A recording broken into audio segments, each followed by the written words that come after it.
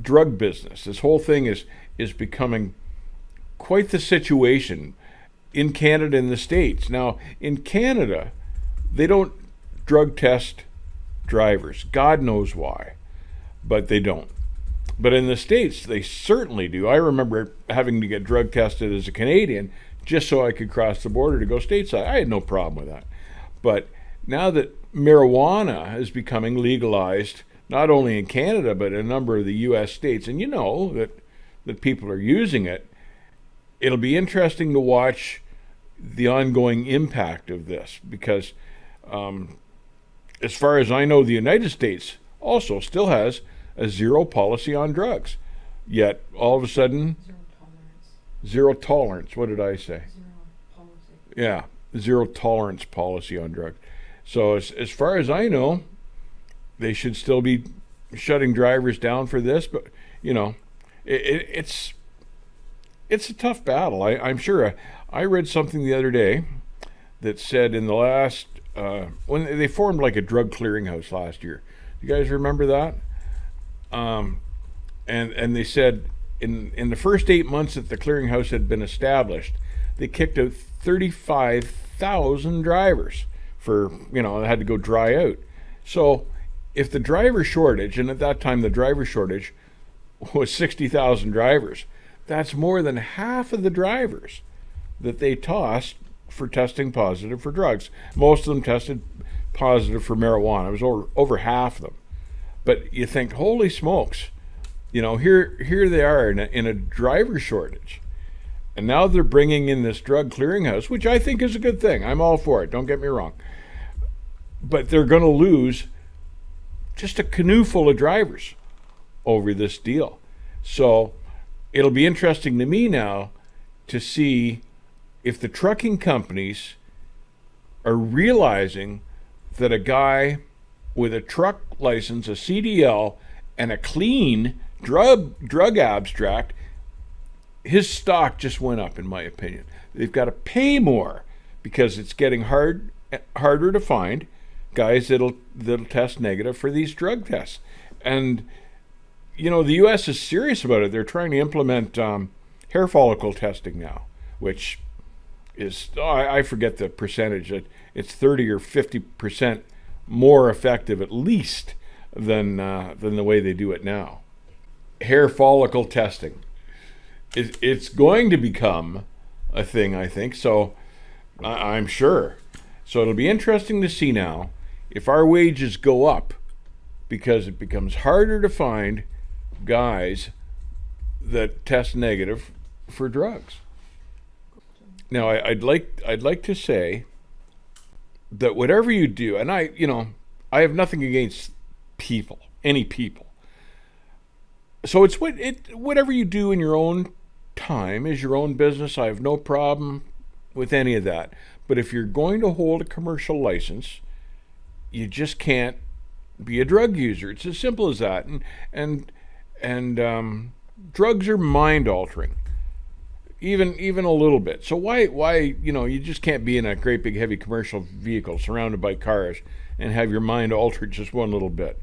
You know, you can do what you want in your own time, but you can't bring it to the road. You can't bring it to the highway. It's as simple as that. So if you need to have drug testing done, you might want to have your carrier submit that now to avoid the Christmas rush, for lack of a better way to say it. But it's going to become a mandatory thing in trucking. I think it's a good thing, but it's going to affect an awful lot of drivers. Like I said before, 35,000 drivers last year in the first 8 months were disqualified from driving, and I'm not sure how it works after that. They have to go off the road anyway, and I don't know how long they've got to sit and dry out and whether they could get rehired or how the system works. It doesn't really matter because carriers don't want guys that are off drying out for a while. They need guys all the time. They need full-time drivers. So, you know, anything like that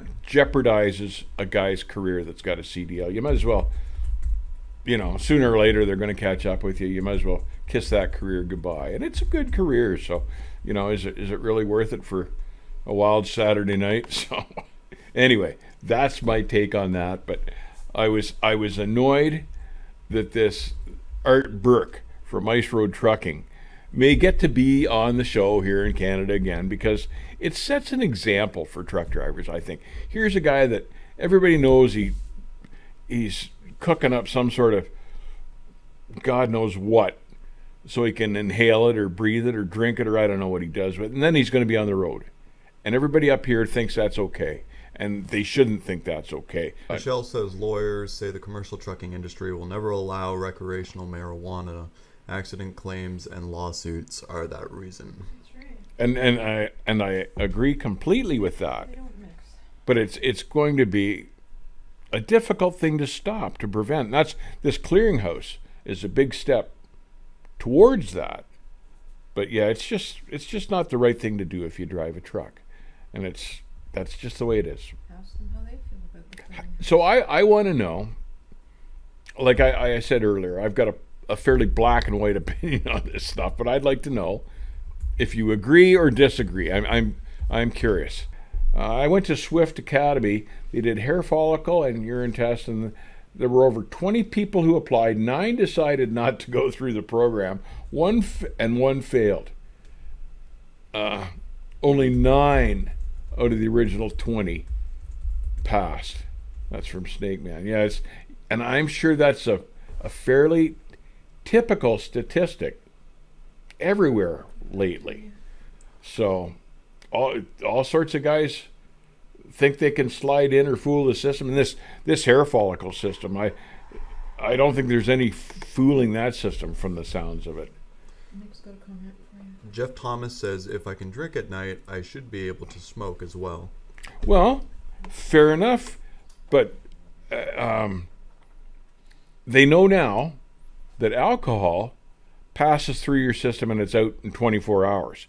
They also know now that most drugs stay in your system for at least 30 days, perhaps longer. So be aware of that. Like if you want to smoke or whatever on the weekend when you're off duty, go right ahead. That's your call. But be aware, come Monday morning, that stuff isn't out of your system, and you may get yanked. You may lose your job over the deal. Yep, it intrudes on people's recreational activity. But trucking is a serious business. Yes, as Kathy points out, you've got to choose one or the other. Yeah. You can choose trucking as a profession, or you can choose recreational drugs. The door doesn't swing both ways. Yeah, it's black and white. That's why I see it that way, I guess. It's you've got to choose one or the other. So, yep, kind of a tough deal, but that's just the way it is. You know, there's something else, and he brought up the subject too. He's exactly right. Is it fair that you can drive your four-wheeler stoned out of your mind? Is that, why don't they clamp down on that? They should be clamping down on that, but they won't ever, because it's just probably too hard to patrol. But they should. They certainly should. Aaron Layman says apparently Swift hair tests along with urine because they busted so many guys using fake PP. Unsurprising. Yeah, yeah. There's always been a huge deal. Yeah. Apparently, hair follicle testing is much more difficult to cheat at, basically. But you got to do it. You got to do it because you got to get these guys off the road. You want to make the road as safe as possible, absolutely as safe as possible. So if you're going to be a truck driver, if that's your career, you've got to get away from the other stuff. It's just, you got to do it. Alcohol's not fine either. We know a whole lot more about alcohol. We know it's in your system 24 hours. My friend Richard knew an old fella. He went to his 50th wedding anniversary. They had a party. He had a couple of glasses of wine at dinner because it was their anniversary, and got pulled over the next morning and lost his license. And it's such an innocent thing, but you've got to be careful. You've got to be careful. It's such an innocent thing, but rules are rules. They make the rules. My point is that you're responsible for your license. Your license requires that you have a negative drug test. What you do in your recreational time is your business. You can do whatever you want. It doesn't matter. Just remember that what the law requires is it's got to be at least 24 hours before you can get back in a truck after having a few drinks. And we've heard 30 days, we've heard 60 days, depending on what drug we're talking about. Before you get back into a truck, you've got to have that time off too. What you do in your own personal time, completely your own business. But the law is not going to let you mix the two. It's as simple as that. Jamie Strawn says truck drivers being over 200 pounds overweight is more dangerous than someone that smoked weed last week.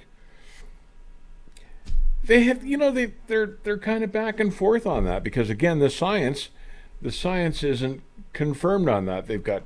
First they had these big sleep apnea programs a couple of years ago, and there was some truth to that, but now the science is backed away from. The point is you want to be safe all the time. And other people too. And other people It's not all around you. the truck need to be safe as well. So whatever you can do to hold that standard of safety is what you need to do to be a professional driver. It takes more. You have a higher standard as a professional driver, and you've got to maintain that.